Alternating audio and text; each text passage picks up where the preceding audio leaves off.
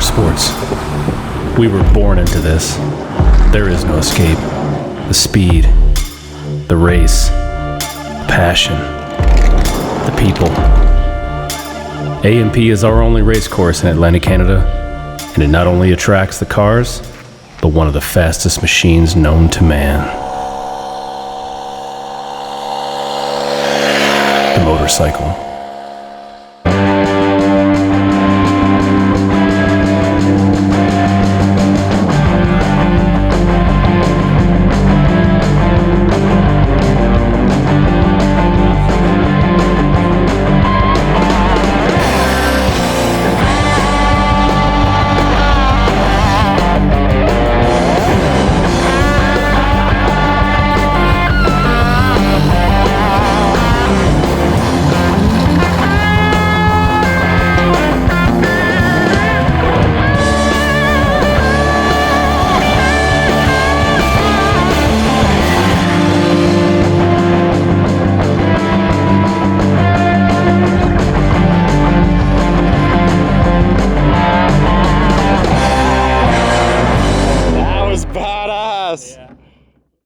Steve Canfield, day 4, take 71.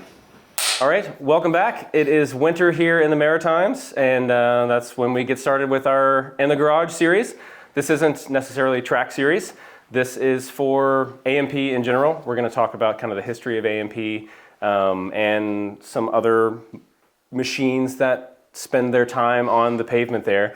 And we've got a really special guest here in the garage, Steve Canfield. Good to have you here, man. Thank you. Thanks for having me. Absolutely.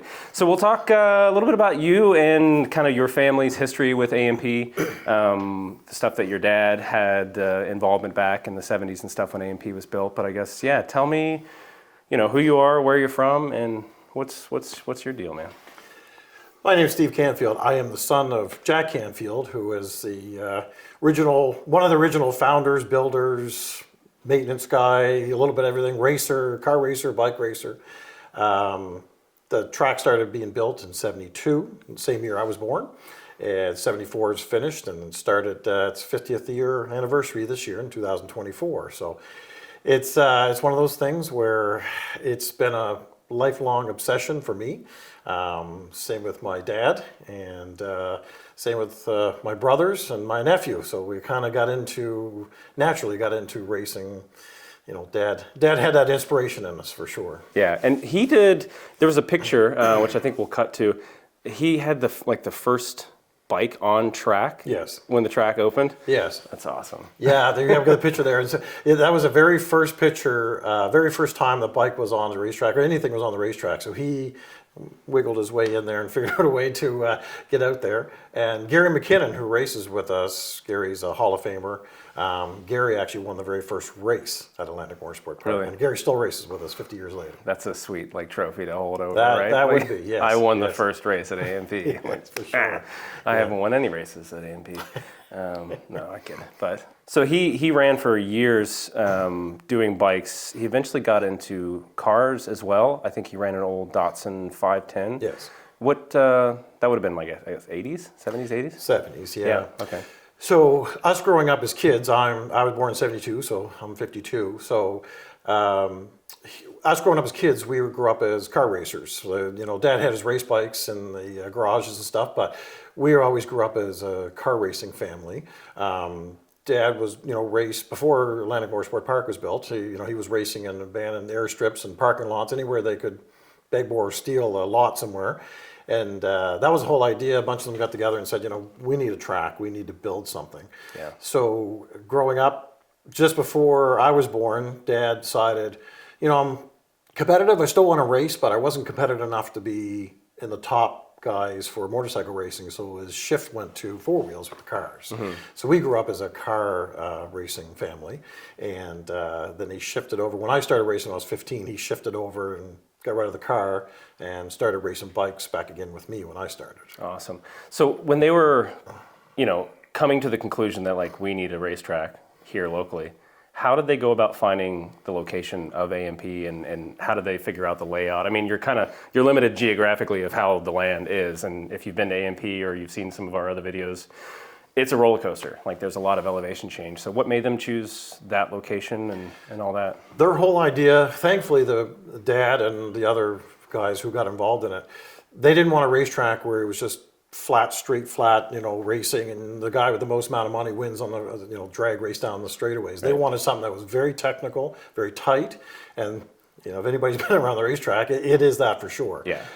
They went around looking at different farms. That was a farm that was there, and they were looking at farms. And this guy who was retiring from his farm didn't have any children, so he decided to sell the farm. And they kind of said, "Hey, it's in the middle of nowhere."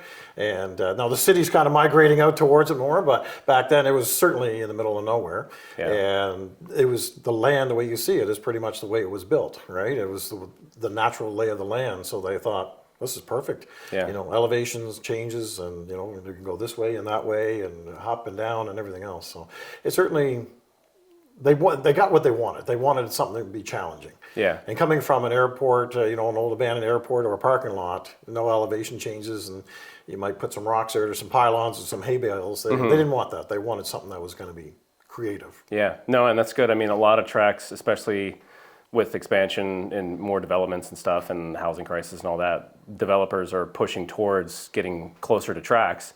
And then you look at tracks like Laguna Seca where they're, constantly dealing with noise issues. And then I think Mont Tremblant is another one where they have like noise restrictions and stuff like that. So AMP it's perfect. It's in the middle of nowhere. We complain about the gravel road, but we also don't have too many like annoying neighbors that are trying to shut it down. So it's a gem. It's got its ups and downs to it. The downfall is that it's a very big secret that not a lot of people know of. So the track suffers maybe a little bit because we don't have the people or the attraction for administration, people coming in and paying gate fees and stuff like that. So, but at the same time, it's part of the charm is the fact that it's you gotta have a small little group of people that all get along really well, that love the track and are willing to do whatever it takes to keep the place running. yeah, I mean, for those that don't know, I'm pretty sure, and correct me if I'm wrong, I think it's the only volunteer, like publicly owned racetrack in maybe North America. It is North America, yeah. Yeah. So we there's nobody sitting at the desk raking in all the funds and trying to make a profit on this. It's almost like a non-profit organization. It really is. Like we're just doing whatever we can to keep it paved and keep it running. So yeah, I mean, when we don't have a ton of people through the gate to pay for it, it does make it tough. But the amount of volunteers that come out to that track, it's insane. Yeah. You show up on a race day and there's 100 officials and like people that know what they're doing, people that are like FIA certified and people that have raced all around the world, and they're coming out here and volunteering their time to keep AMP going, which is awesome. And that's the hard dynamic that people don't understand about Atlantic Motorsports Park is, like you said, there's not one owner that's sitting back making, I made $500,000 last year, keep going guys, racing's great. Any money that comes into the racetrack goes back into the racetrack, so there's no official owner. And I was talking to Dad before he passed, we talked about that, and that was the biggest thing. He said, we didn't build Atlantic Motorsports Park for fame or fortune. We just wanted to be able to, for us racers at that time, we wanted to have a place that we can call our own. You don't have to worry about police showing up or somebody that owns the property yelling at you and kicking you out in the middle of your race season or whatever. So this was their private land in the middle of nowhere to be quiet, and nobody has to worry about it. And the biggest thing is we want to give the racetrack back to the people.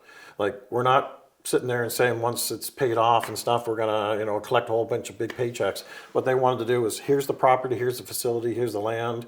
You have your bikes and you have your cars, and let's work together and just keep this place rolling. And that was the hardest part, is people trying to explain that to people. They think just automatically that there's somebody that sits back and collects a big paycheck, but right. It's the opposite of that. The JCM. Yes. So the Jack Canfield Memorial for the car racing is kind of what we have it named as. But the Mack and Jack is the endurance race for the bikes. Yes. So Jack, your dad, where did the Mack come from? Mack came from Mack McConney. So Mack McConney was a racer, an enthusiast, and somebody who put a bunch of the organizations in the States, more Maine, New Hampshire, New York kind of thing. Mm-hmm. So he was actually one of the guys who came from New England states that said, okay, instead of you guys racing this parking lot and you guys racing this parking lot, let's make this a racing series. Let's get a racetrack. So he was one of the guys that was very instrumental in the eastern seaboard of the United States that do it. And I'm trying to figure that out, but somewhere along the line, he got involved with the motorcycle racing up here. So he kind of did the same thing. He came up to my dad and, Dave and Roe and all those guys that were racing and said, hey, listen, forget about the parking lots, forget about this. This is what we need to do. And he was kind of the guy who I think he was one of those guys that pushed and pushed and pushed. So naturally, when the track progressed, it got built. They thought, well, let's start a race in his honor and his name, and we'll just continue on. So it was the Mack McConney race for years and years and years.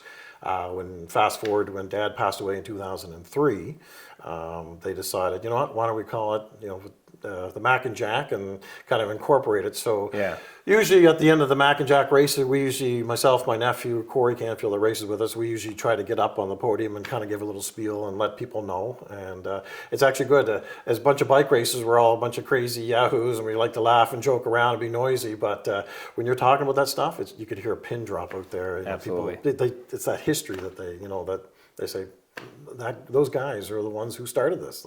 We're here doing this because somebody said, let's just do it. Yeah, when you sent me the photo of Mack's old bike shop, I think in Amesbury, Massachusetts, he was a Triumph dealer or something like that. Yes. And it was 1917 when he opened up that shop.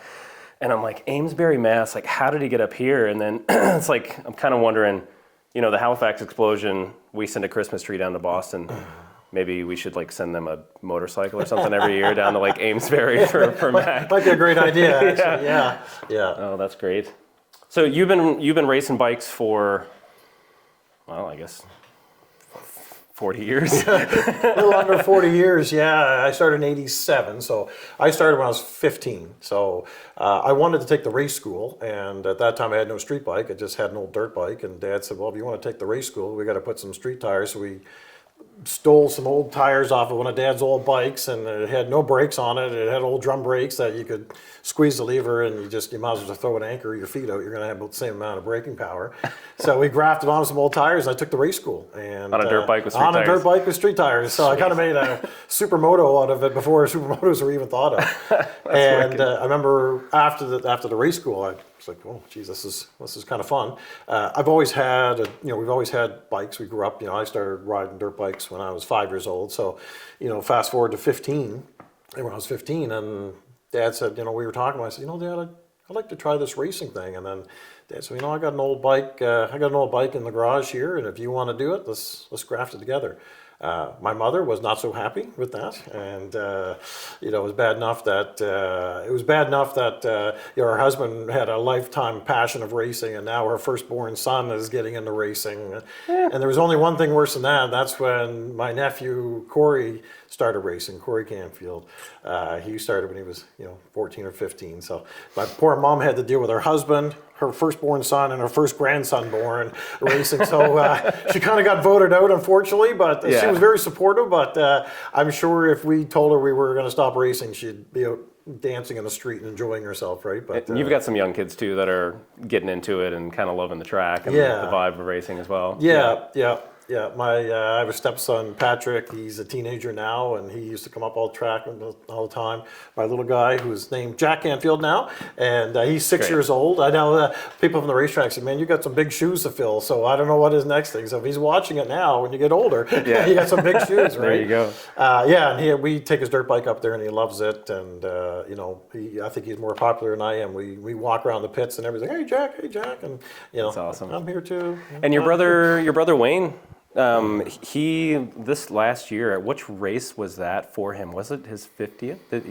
Wayne has done he's the only person that's done every single Mack McConney / Mack and Jack race since the very beginning. Wow. Yeah. So Wayne's the only one that's done every single one of them so far. Yeah. That's great. And he's doing well with it. How old would Wayne be? He's in his 70s. Yeah. Yeah. That's tough to get out on a bike. That's physically demanding. And you had mentioned a little bit too about you had some health issues as far as riding as well. How's that affecting? Because it's one thing to sit in a seat and have a steering wheel and power steering, power brakes, but on a bike, it's a little more physically demanding. It's very challenging. Our track is, it's left, right. So you're not sitting on the bike. The straightaway we have is the front straightaway on a bike lasts, 2 or 3 seconds. So you certainly don't have the time to sit back and try to collect yourself, right? Yeah, when I was in my mid-20s, I got diagnosed with arthritis through my whole body.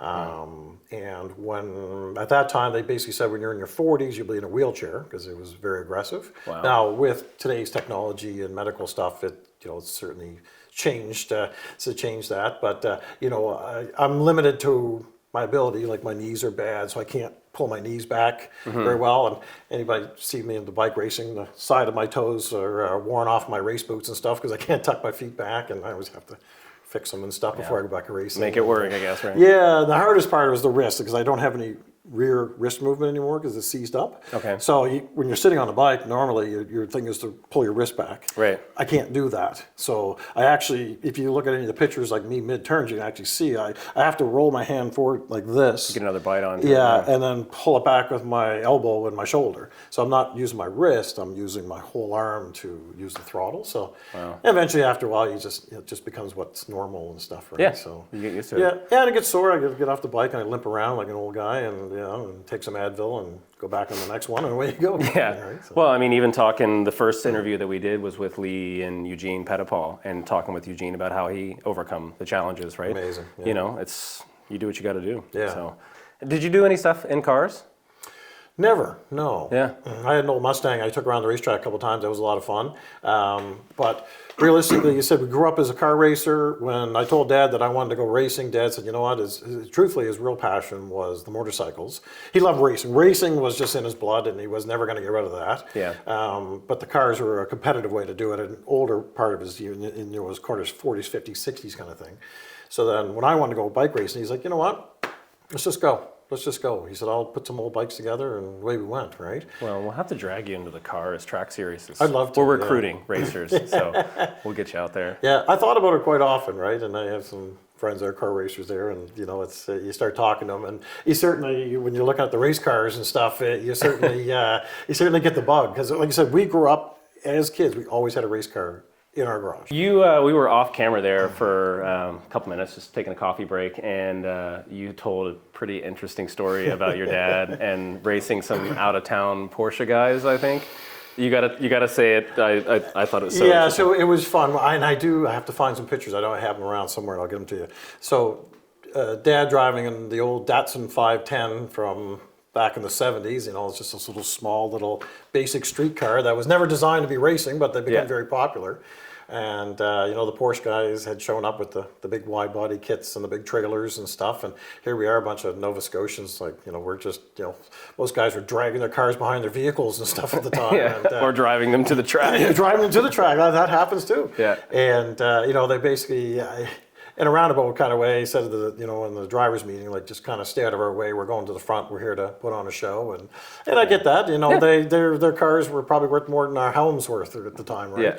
And Dad's kind of thought, let's see what we can do about that. Dad was always a very easygoing guy. He wasn't one of those get in your face and scream unless you did something really big. So he said, okay, let's see what happens when you're on four wheels out there. So the first race, Dad came second place. It was the Porsche, Dad, and then on his Datsun, and then two of the other Porsches. And then they went with the second race, and Dad won the second race. And they decided that they didn't want to be around any longer and packed up and left. So I guess a little bit of a humbling experience for some local Yahoo from Nova Scotia that, driving an old, basically almost a vintage car even then in the 80s at that time, right? Yeah. And here he is. So it was a fun event. That's an awesome story. Yeah. So if you're tuning in to this episode and you're from Ontario or Quebec area and you have some really nice Porsches, come back. Yeah. And we'll beat you again. Maybe, yes. Yeah. That's great. Man, this has been great. Just getting to know you, getting to know a little history of the bike stuff. I don't know anything about bikes. I had to dredge up this old Norton motorcycle hoodie that I haven't worn probably since high school, as you could probably tell, but no, it's classy. It is good. I usually kind of end all of the interviews with the track series guys. I have just this, same three questions that I ask, and I'll ask you the same ones because, you're into motorsports and you're probably into cars as well. The first one was unlimited funds, landed here tomorrow. What car would you pick? Race car, street car, doesn't matter. Any car. Porsche GT3, I think. Okay. Yeah. Yeah. Yeah. Yeah. Because it's something I'll never be able to afford. So if you're going to dream, you must dream big, and that seems to be right up there. That is right where it's at. I Yeah. think probably by the end of this season, because now the new GT3 RS is out and it's more in the eyes, I think everyone's going to be choosing that car, and like that is okay because that is mine as well. Yes. Cool. And then favorite corner at AMP. That's a good one. Boys, I should say turn 11 because it is named after Dad, so it's Canfield's corner. But I would say my favorite section is kind of 7, 8, 9. I know that kind of draws it out into a couple of turns, but the fast part of the track is my favorite part, and I just love that area. The part of the track, I love it. Right? Yeah, me too. I am terrible at turn 1, 2, and 3, and so even 4 is not my favorite. But from kind of 5 to 11, I really enjoy the fast sweeping parts. I really enjoy. Right? Yeah, turn 1 is intimidating, but that like after the back straight, the sweeping motion, the braking into 9 up through 9. I agree. It's a smooth, fun section. It's a lot of fun. Cool. And then I don't know a lot of the guys that run with SARL. Really, I know a few of them from Facebook and all that. I need to make it out to some more bike races. But I asked a question for Track Series. Who's your funniest person at the track? Biggest character, somebody that just like you look forward to having a good time with at the track, I guess. So. We have a lot of fun. Prime example, Chad Whitehead, who's our SARL pro. Like, Chad and I grew up as car racing brats with our dad's racing cars up there. So Chad and I have had some interesting conversations and drinks over the time. Big Tim McNeil, right, that passed away. Yeah. Tim was the best of the best. You couldn't find a guy that didn't like Tim, right? Yeah. As far as a prankster, he doesn't race up there. My good friend Mike Himmelman that I grew up with, Mike's out west in Calgary now, but Mike and I horribly played jokes on each other for years and years to the racetrack, and took each other's bikes and and hit them and stuff like that, and played a lot of pranks on each other. So those guys are they're definitely you've had some experiences. Shall we Sweet. say, I know yeah. Chad. I'll have to get to know him a little bit more then, I guess. Yes, So, yes, good for stuff. Sure. Yeah. Well, this has been awesome. Again, it's good to hear the backstory on AMP and kind of understand the dynamics of it being volunteer run. So again, thanks for the volunteers for the years. It's been 51 years coming up here that AMP's been around, and we're looking forward to continue to grow the sport. So if you haven't checked out SARL, that's the Atlantic kind of league for bike racing and such out at AMP, and you guys probably run more events than the cars do out there. About 6 events, and then we have a couple of 2 race schools. Okay. Yeah. So getting people out on their street bikes to get out and race and stuff. You don't need a roll cage on a motorcycle, so it's a little bit easier to kind of get involved in the racing. So yeah, if you're interested in motorcycles, get in touch with SARL. If you're into cars, I don't know, send me a private message, comment on the YouTube channel. I don't know. So this has been fun. Thank you so much again for coming out, Steve. Really appreciate it, man. Appreciate it. Thanks for your time. Yep. Cheers. Thank you.